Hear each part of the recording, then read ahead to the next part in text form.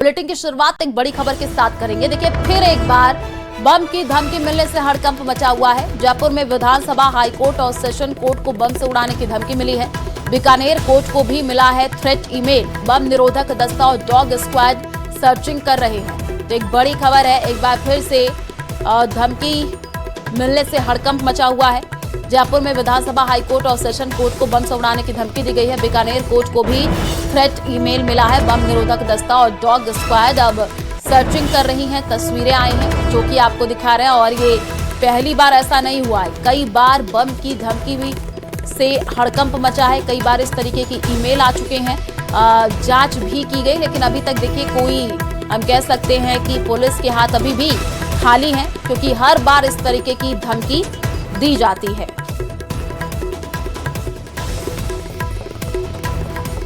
दो संवाददाता हमारे साथ लाइव जुड़े हुए हैं, अरबाज और आसिफ।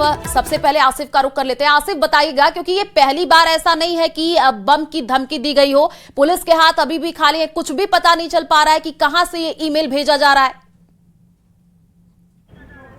देखिए, मैं इस समय राजस्थान हाईकोर्ट में मौजूद हूं और एक बार फिर, या ये कहा जाए साल में 1 दर्जन से ज़्यादा बार ये धमकियां मिल चुकी हैं। और हाईकोर्ट पहुंचने के बाद में जितने सुरक्षा दस्ते थे उन्होंने पूरे कोर्ट परिसर की जांच की, पूरे कोर्ट को खाली करवाया, और उसके बाद में जब कोई संदिग्ध सामान नहीं मिला तो वो यहाँ से चले गए। कुछ लॉयर्स हाईकोर्ट के हमारे साथ मौजूद हैं, उनसे बात करते हैं। क्या नाम है आपका? हेलो सर, मेरा नाम अभिषेक सिंह देवंदा है। अभिषेक, ये बताइए कि जितनी बार कोर्ट को धमकियां मिलती हैं, कितना काम सफर होता है? क्योंकि बहुत सारी सुनवाइयां हैं, वो डिले हो जाती हैं, टल जाती हैं, लोगों को वापस जाना पड़ता है। सर, पूरा जो एडमिनिस्ट्रेटिव काम है हाईकोर्ट का, वो प्रभावित होता है।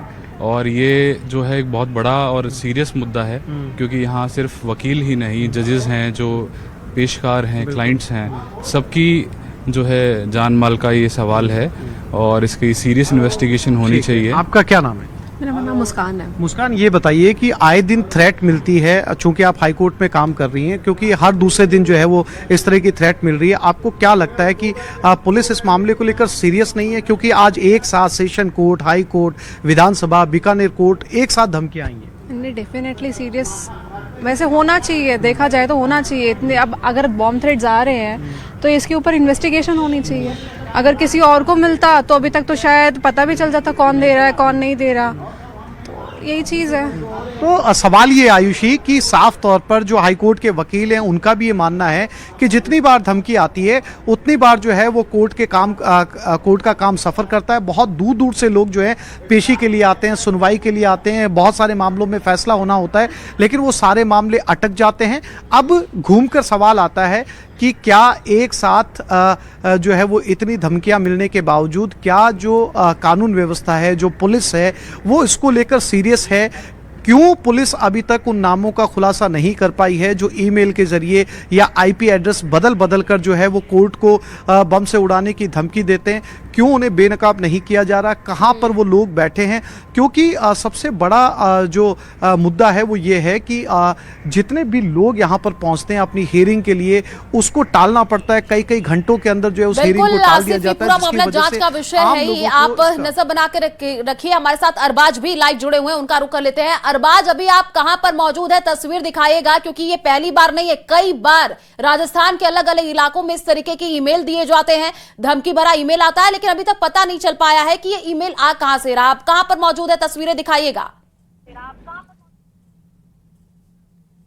मैं अभी विधानसभा में मौजूद हूं। राजस्थान विधानसभा में बड़ा घटनाक्रम यह हुआ है कि पहली बार कोई पूर्व मुख्यमंत्री बम की धमकी मिलने के बावजूद ऑन द स्पॉट विधानसभा पहुंच गए हो। अशोक गहलोत और टीकाराम जूली, जो कि पूर्व मुख्यमंत्री और वर्तमान नेता प्रतिपक्ष हैं, वो यहां पर आए और बाकायदा अंदर घुसने की कोशिश की। उन्होंने कहा कि जिस तरह के हालात हैं राजस्थान में, ये बड़ा सवालिया निशान है। हम विधानसभा के स्टाफ को ये विश्वास दिलाने आए हैं कि घबराने की कोई जरूरत नहीं। हालांकि सुरक्षा के मद्देनजर तमाम जो सुरक्षा कर्मी थे उन्होंने अंदर जाने से उन्हें मना कर दिया, जिसके बाद में उनकी ये बात समझ में भी आई। उन्होंने कहा भी कि हम सम्मान करते हैं, लेकिन आज जिस तरह के हालात हैं ये बड़ी चिंतनीय स्थिति है। लगातार छोटे से लेकर के बड़े स्तर के तमाम अदालतों में खेल मैदानों में, अस्पतालों में, एयरपोर्ट पर, रेलवे स्टेशन पर, स्कूलों में, हर जगह धमकियां मिल रही हैं और अब धमकियों का सिलसिला विधानसभा तक पहुंच चुका है। उन्होंने सवाल उठाया आरोप लगाते हुए कि ये जो घटनाक्रम है ये यहां तक नहीं पहुंचता अगर शुरू में ही एजेंसी उन जिम्मेदारों को पकड़ लेती